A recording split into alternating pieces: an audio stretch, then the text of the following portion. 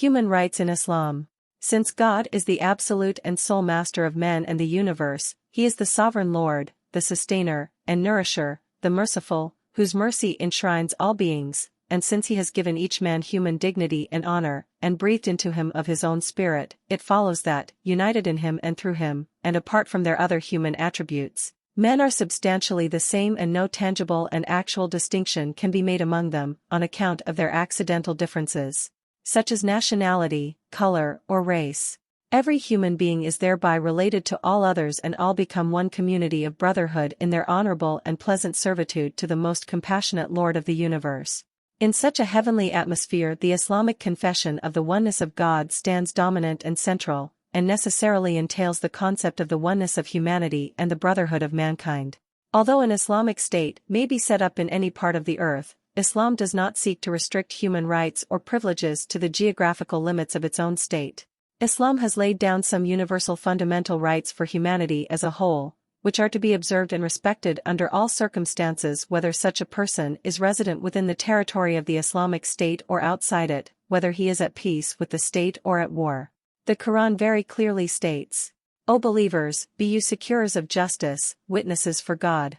Let not detestation for a people move you not to be equitable, that is nearer to the God-fearing." 5:8. Human blood is sacred in any case and cannot be spilled without justification. And if anyone violates this sanctity of human blood by killing a soul without justification, the Quran equates it to the killing of entire mankind. Whoso slays a soul not to retaliate for a soul slain, nor for corruption done in the land, should be as if he had slain mankind altogether. 5:32. It is not permissible to oppress women, children, old people, the sick or the wounded. Women's honor and chastity are to be respected under all circumstances. The hungry person must be fed, the naked clothed, and the wounded or diseased treated medically, irrespective of whether they belong to the Islamic community or are from among its enemies. When we speak of human rights in Islam, we really mean that these rights have been granted by God, they have not been granted by any king or by any legislative assembly. The rights granted by the kings or legislative assemblies can also be withdrawn in the same manner in which they are conferred. The same in the case with the rights accepted and recognized by the dictators. They can confer them when they please and withdraw them when they wish, and they can openly violate them when they like. But since in Islam human rights have been conferred by God, no one on earth has the right or authority to make any amendment or change in the rights given by him. No one has the right to abrogate them or withdraw them. Nor are these basic human rights which are conferred on paper for the sake of show and exhibition and denied in actual life when the show is over. Nor are they like philosophical concepts which have no sanctions behind them.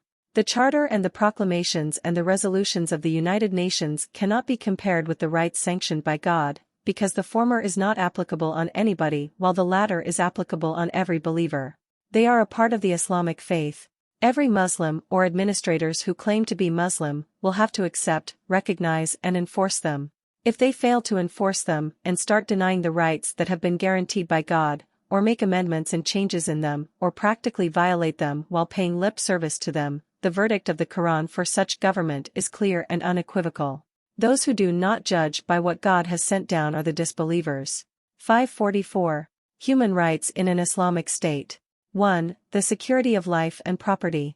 In the address which the Prophet delivered on the occasion of the farewell Hajj, he said, "Your lives and properties are forbidden to one another until you meet your Lord on the day of resurrection." The Prophet has also said about the dhimmis, non-Muslim citizens of the Muslim state, one who kills a man under covenant, i.e. dhimmi, will not even smell the fragrance of paradise. 2. The protection of honor. The Quran states, "You who believe, do not let one make fun of another. 2. Do not defame one another. 3. Do not insult by using nicknames. 4. Do not backbite or speak ill of one another." 49:11-12. 3. Sanctity and security of private life. The Quran has laid down the injunctions. Do not spy on one another. 49:12. 2. Do not enter any houses unless you are sure of the occupants' consent. 2400 hours 27. 4. The security of personal freedom. Islam has laid down the principle that no citizen can be imprisoned unless his guilt has been proven in an open court. To arrest a man only on the basis of suspicion and to throw him into a prison without proper court proceedings and without providing him a reasonable opportunity to produce his defense is not permissible in Islam. 5. The right to protest against tyranny. Among the rights that Islam has conferred on human beings is the right to protest against a government's tyranny. Referring to this, the Quran says, God does not love evil talk in public unless it is by someone who has been injured thereby. 4:148. In Islam, as has been argued earlier, all power and authority belongs to God, and with man there is only delegated power which becomes a trust. Everyone who becomes a recipient of such a power has to stand in awful reverence before his people towards whom and for whose sake he will be called upon to use these powers. This was acknowledged by Abu Bakr, who said in his very first address as Caliph, "Cooperate with me when I am right, but correct me when I commit error. Obey me so long as I follow the commandments of Allah and His Prophet, but turn away from me when I deviate." 6. Freedom of expression. Islam gives the right of freedom of thought and expression to all citizens of the Islamic State on the condition that it should be used for the propagation of virtue and truth and not for spreading evil and wickedness. The Islamic concept of freedom is much superior to the concept prevalent in the West. Under no circumstances would Islam allow evil and wickedness to be propagated. It also does not give anybody the right to use abusive or offensive language in the name of criticism. It was the practice of the Muslims to inquire from the Prophet whether a divine injunction had been revealed to him on any given matter. If he said that he had received no divine injunction, the Muslims freely expressed their opinions on the matter. 7. Freedom of association.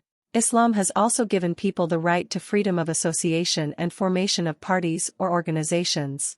This right is also subject to certain general rules. 8. Freedom of conscience and conviction. Islam has laid down the injunction, there should be no coercion in the matter of faith. 2:256. On the contrary, totalitarian societies totally deprive the individuals of their freedom.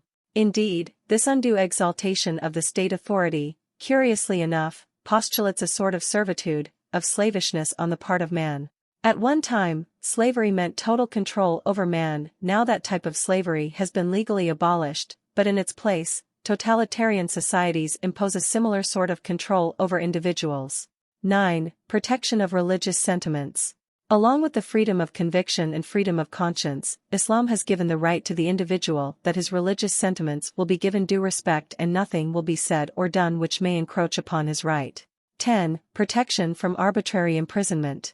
Islam also recognizes the right of the individuals not to be arrested or imprisoned for the offenses of others. The Quran states clearly, "No bearer of burdens shall be made to bear the burden of another." 35:18.